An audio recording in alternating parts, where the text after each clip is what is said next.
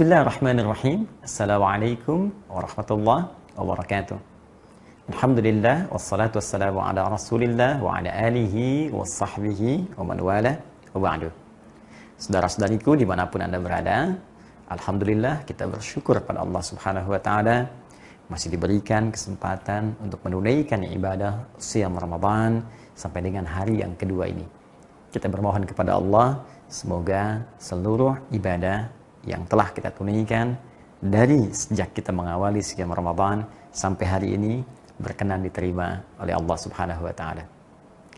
Baik, hari ini kita akan coba lanjutkan bahasan di pertemuan yang lalu tentang anugerah yang Allah akan limpahkan bagi seseorang yang berpuasa Ramadan dengan maksimal sesuai dengan ketentuan syariat dalam Al-Quran dan petunjuk Rasulullah Sallallahu Alaihi Wasallam.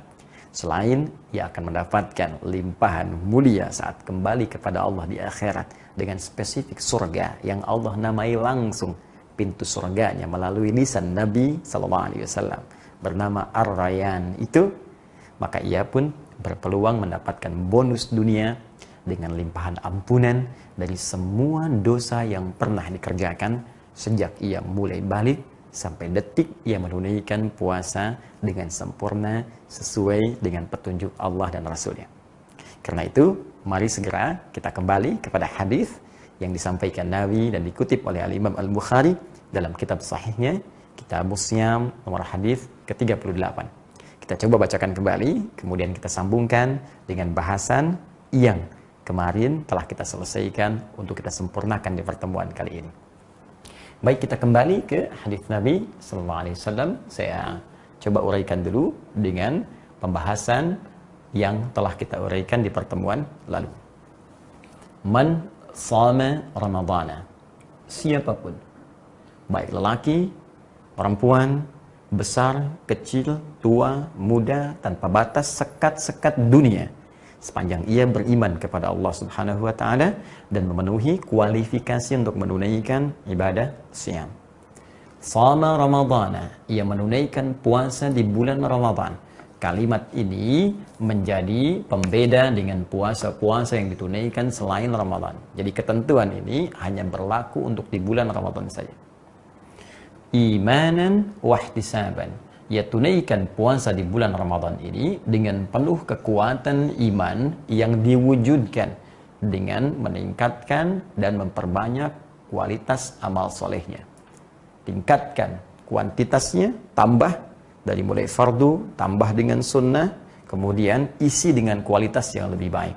Bukan sekedar dia bertakbir sampai dengan salam, tapi mencoba memahami apa yang ia bacakan dan merenungkan dari setiap apa yang ia gerakkan, ia bacakan, ia tilawahi, sehingga lebih mendekatkan dirinya dengan Allah Subhanahu wa taala. Kembali, siapa yang menunaikan puasa Ramadan dengan penuh kekuatan iman yang dibuktikan dengan meningkatkan amal solehnya, salatnya meningkat, puasanya bagus, baca Qur'annya meningkat, sedekahnya meningkat seperti yang telah kita bahas di pertemuan yang lalu, wahtisaban, dan ia ukur-ukur amalannya dijaga supaya ikhlas ditunaikan karena Allah Subhanahu wa taala. Tarawihnya ikhlas, bukan karena orang lain tarawih saya lantas tarawih. Baca Al-Qur'annya ikhlas, bukan karena dapat info orang sudah 1 juz saya pengen 2 juz. Sedekahnya ikhlas, bukan karena motif tertentu, baik ria, sum'ah ataupun yang lainnya. Ria ingin dilihat orang, sum'ah ingin didengar orang, atau motif-motif lain selain karena Allah Subhanahu wa taala. Jika mampu dikerjakan dengan kekuatan iman dan ikhlas, ghufira lahu ma taqaddama min dhanbi, maka ia berpeluang diampuni seluruh isim mausul, ya dulu alal jama', ya, huruf sambung konjungsi menunjuk pada satu keadaan bentuknya jama', luas, banyak sifatnya, ya, jadi seluruh diartikannya, seluruh taqaddama min dhanbi, dari dosa-dosa yang pernah ia kerjakan di masa lalunya. Masya Allah, ya, ada orang yang tidak pernah bebas dari kesalahan tentunya. Yang ini menarik, dia banyak berbuat salah sehingga melahirkan dosa, namun berpeluang ketika dia puasa, dosanya diampuni oleh Allah Subhanahu wa taala. Tak terlukiskan sejak kita mulai balik berapa kali mata kita menatap yang keliru, telinga mendengar yang salah, lisan bercakap yang tidak benar, sampai ke ujung kaki. Dan ternyata ada waktu, begitu kita menunaikan puasa, mengerjakan sesuai ketentuan, seketika Allah berkenan mengampuni seluruh dosa yang dikerjakan oleh anggota tubuh kita ini. Nah, bahasan kita berhenti di pernyataan ini pada pertemuan yang lalu. Sekarang kita akan masuk kepada detail selanjutnya.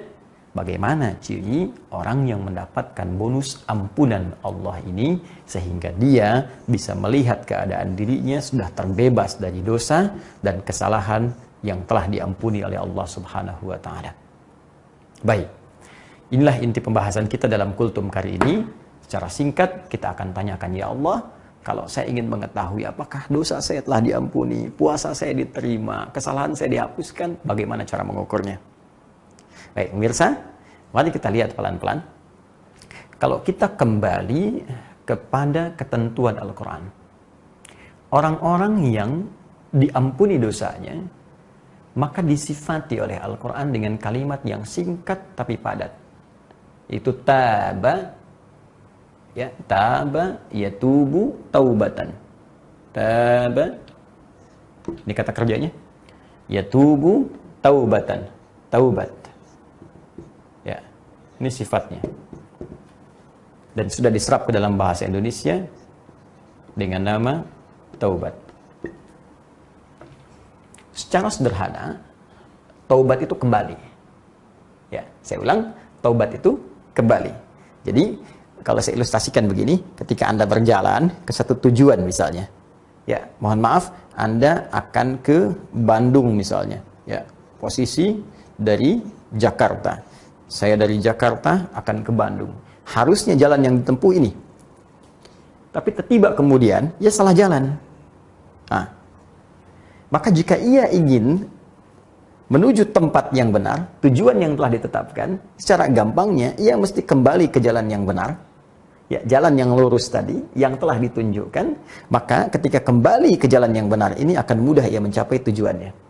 Nah, dalam bahasa Arab, ketika seseorang kembali menuju hal yang benar, bukan sekedar kembali.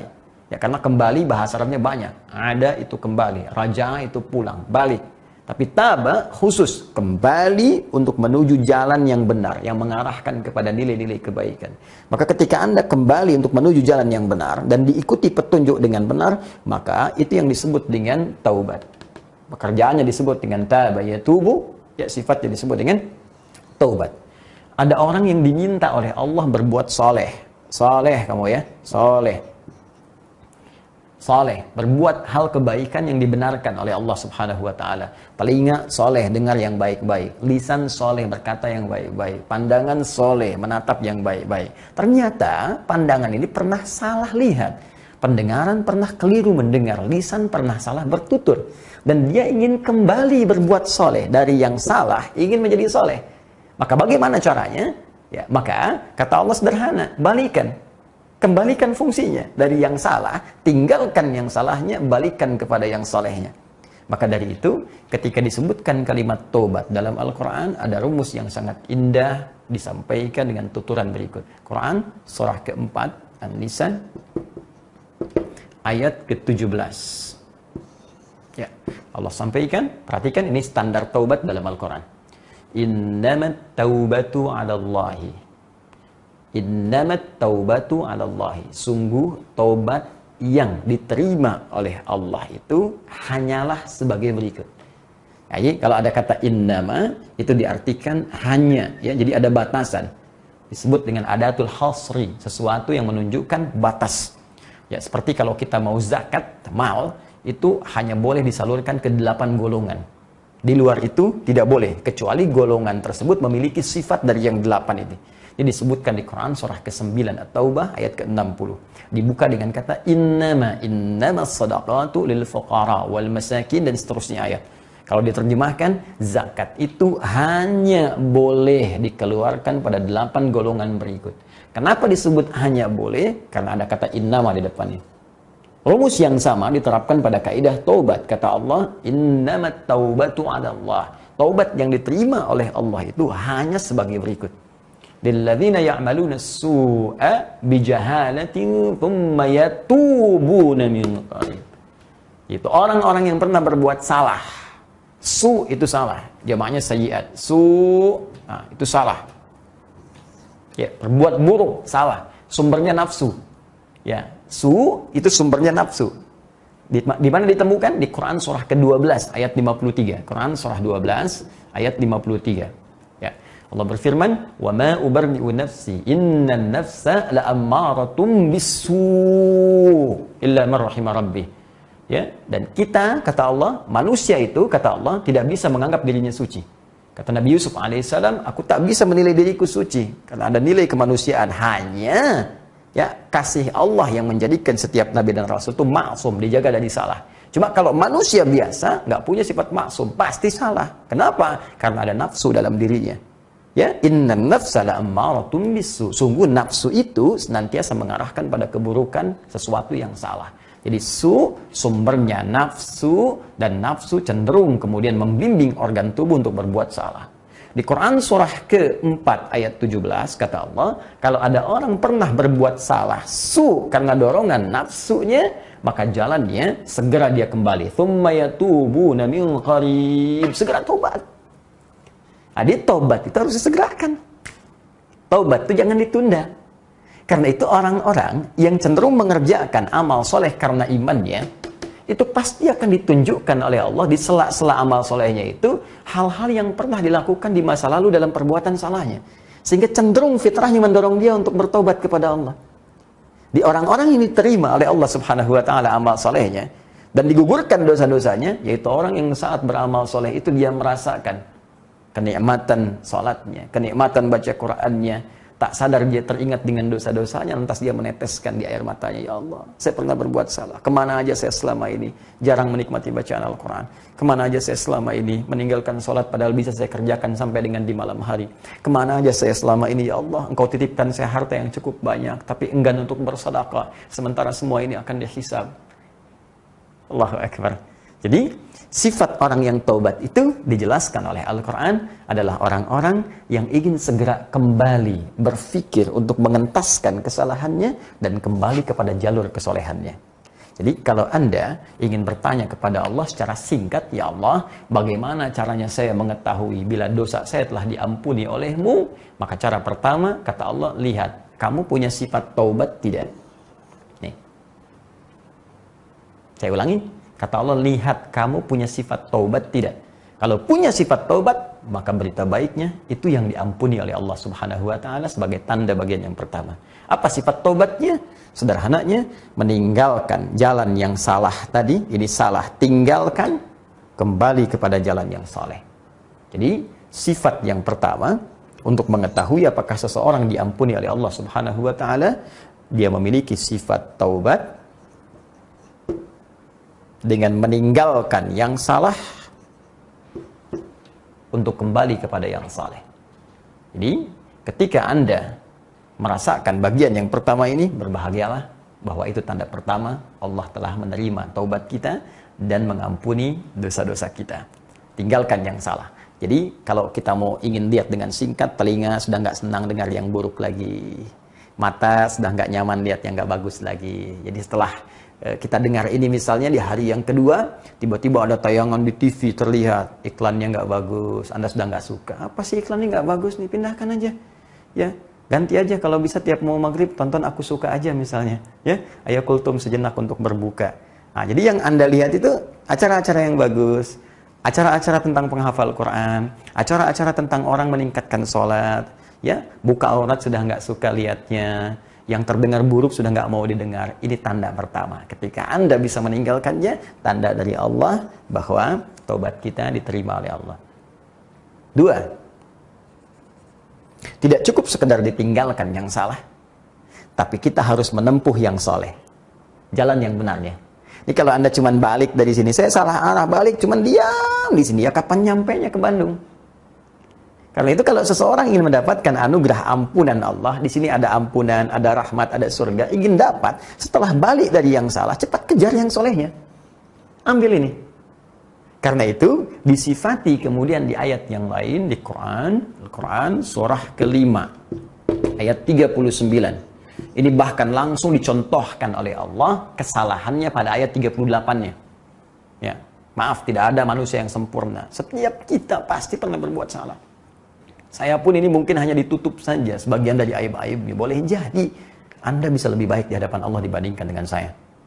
Karena itu kata Allah, mungkin ada yang salah dalam perjalanan hidupnya. Pernah mencuri, wasariqu wasariqatu di ayat 38-nya. Ayat 38-nya Allah berbicara tentang jenis pelanggaran, kesalahan-kesalahan berupa pencurian, korupsi, mencuri dengan semua namanya. Itu kan cuma dibedakan dengan istilah saja. Korupsi ya maling juga. Mencuri apapun ya pencurian juga. Kata Allah, wasariqu wasariqatu faqta'u aydiyahuma jazaa'an bima kasaba nakalan minallah. Ya, para pencuri itu, lelaki atau perempuan, ya, berikan pelajaran yang membuat dia mengerti bahwa itu salah. Berikan pelajaran yang tegas. Potong tangannya. Kalau tak berlaku hukum itu, maka buat hukum yang ketat sehingga tangan terpotong. Ya, maksudnya tangan tidak punya peluang lagi untuk mencuri. Kalau memang hukum potong tangan itu secara real belum bisa diterapkan, bikin hukum yang ketat, tafsirkan majazi. Seketat-ketatnya hukum supaya tangan terpotong untuk berbuat pencurian, untuk berbuat yang salah. Ya, naikkan hukumannya, kuatkan, tingkatkan ancamannya. Itu poinnya. Jadi kalau koruptor misalnya tahu, kalau korupsi tembak mati nih, maka tangannya tidak akan tergerak misalnya untuk mencuri. Ya, demikian seterusnya. Tapi yang paling menarik, kata Allah, tidak ada orang yang sempurna dalam hidupnya. Kalaupun Anda pernah berbuat salah dan diberikan jalan untuk kembali, maka yang paling indah, lihat ayat 39-nya. فَمَنْ تَابَ مِنْ بَعْدِ ظُلْمِهِ. Siapa yang ingin kembali? Taba. Ingin balik. Min ba'di ظُلْمِهِ. Setelah dia berbuat salah sehingga menggelapkan keadaan hidupnya. Orang salah itu hidupnya gelap, gak enak. Karena itu takut kelihatan orang. Dia lebih senang dengan kegelapan, ya. Karena kalau terang takut kelihatan orang. Itu bahasa kiasan yang indah. Nah, poinnya wa aslaha. Aslaha yuslihu. Kemudian memperbaiki diri menuju yang saleh. Ya, ingat kaidah pembahasan kita di ilmu bahasa, kalau ada tambahan kata aslaha yuslihu, tasrifnya kan ditambah hamzah dari kata saluha yasluh, saleh. Ya, aslaha berusaha untuk saleh. Jadi syarat yang kedua, orang yang diterima tobatnya oleh Allah, diampuni dosanya, setelah dia meninggalkan yang salah, dia berusaha bergegas menuju yang soleh. Maksudnya, mengganti perbuatan salah dengan fungsi yang soleh. Apa yang salah di pandangan? Melihat yang diharamkan. Bagaimana kalau kita ingin tobat dari situ? Tinggalkan yang haram, ganti dengan yang soleh, yang halal. Pandang yang baik-baik, dengar yang baik-baik, ucapkan yang baik-baik. Jadi secara singkat, di hari kedua, di bulan Ramadan ini, kalau kita ingin mengukur apakah dosa kita diampuni oleh Allah sampai hari kedua ini, maka sederhana. Apakah kita sudah berkenan meninggalkan yang diharamkan oleh Allah? Dan sekarang bergegas untuk merencanakan perbuatan baik, untuk menutup yang salah-salah itu, sehingga lebih soleh di hadapan Allah Subhanahu wa Ta'ala. Berapa usia Anda saat ini? 30? 40? 50? 60? Dari sekian usia yang telah Allah titipkan, berapa waktu yang telah terbuang selama ini untuk berbuat yang salah dengan cita-cita surga yang diharapkan itu? Apakah sebanding? Jika Anda menyadari bahwa yang dulu sudah banyak yang salah, maka setidaknya yang tersisa kita gunakan untuk membentuk yang saleh. Tutup yang salah, jadikan masa lalu sebagai pelajaran untuk memulai hidup baru yang lebih baik. Abaikan pernyataan manusia, abaikan pandangan manusia. Siapapun Anda, apakah pernah bertempat satu tempat tertentu, berbuat keburukan tertentu, boleh jadi itu jalan dari Allah supaya Anda merasakan kenikmatan taubat dan meninggalkan perbuatan itu untuk kembali kepada ridha Allah Subhanahu wa Ta'ala. Jika Anda tak mampu berlomba dengan orang soleh meningkatkan ketaatan, setidaknya berlomba dengan para pendosa untuk bertobat di hadapan Allah Subhanahu wa Ta'ala. Nah, saudara-saudariku, ini jawaban dari pertemuan yang lalu. Semoga amalan kita diterima oleh Allah Subhanahu wa Ta'ala. Semoga dosa kita diampuni oleh Allah Subhanahu wa Ta'ala. Dan semoga seperti namanya, Ramadan memberikan hikmah di balik penamaan ini, yang memberikan tanda bahwa dosa-dosa kita sudah hilang saat kita menunaikan ibadah puasa. Pertanyaannya, apa sebetulnya makna Ramadan itu? Apa kaitannya dengan pengguguran dosa? Kita akan lihat dalam pertemuan yang berikutnya, edisi Aku Suka pada hari ketiga. Adi Hidayat, Subhanakallahumma wa bihamdika asyhadu an la ilaha illa anta astaghfiruka wa atubu ilaik. Selamat berbuka. Alhamdulillahirabbil alamin. Assalamualaikum warahmatullahi wabarakatuh.